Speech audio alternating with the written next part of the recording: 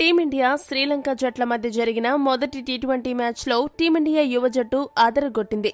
లంకపై ఏకంగా 43 పరుగుల తేడాతో గెలిచి విజయంతో సిరీస్ని ఆరంభించింది. అలా గంభీర్ హెడ్ కోచ్గా భారత జట్టు మొదటి గెలుపుని నమోదు చేసింది. అంతా బాగానే ఉంది గాని జట్టు కూర్పులో ఒక లోపం ఉంది అంటూ ఒక ఆటగాడికి అదే పనిగా అన్యాయం చేస్తూ వస్తున్నారంటూ గవాస్కర్ ఫైర్ అయ్యాడు.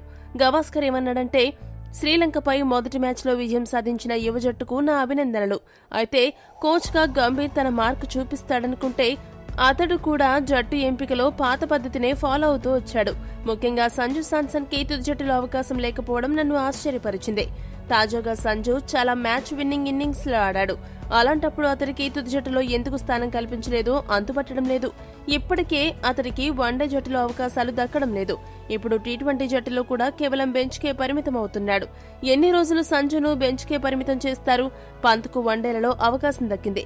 ప్రపంచ కప్ కూడా పంత్ ఆడాడు. ఎప్పుడు అతడికి అవకాశాలు ఎందుకు ఇవ్వాలి? ఎన్నో రోజుల నుండి జట్టులో ఉన్న సంజుకు ఎందుకు అవకాశాలు ఇవ్వకూడదు? గంభీర్ కూడా పాత పద్ధతిని అనుసరించడం నిజంగా విస్మయాన్ని కలిగించింది. సంజు శాంసన్ ఎప్పుడు కూడా సెకండరీ జట్టులో సభ్యుడిగానే ఆడుతున్నాడు. ఎవరు అందుబాటులో లేకపోతే అతడికి అవకాశం ఇస్తారు. ఇలా చేయడం వల్ల అతడి ఆత్మస్థైర్యం దెబ్బతినే ప్రమాదం ఉంది.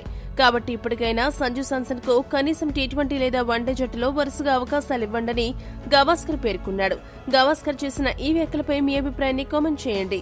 మరిన్ని స్పోర్ట్స్ అప్డేట్స్ కోసం మా ఛానల్ ను సబ్స్క్రైబ్ చేసుకోండి.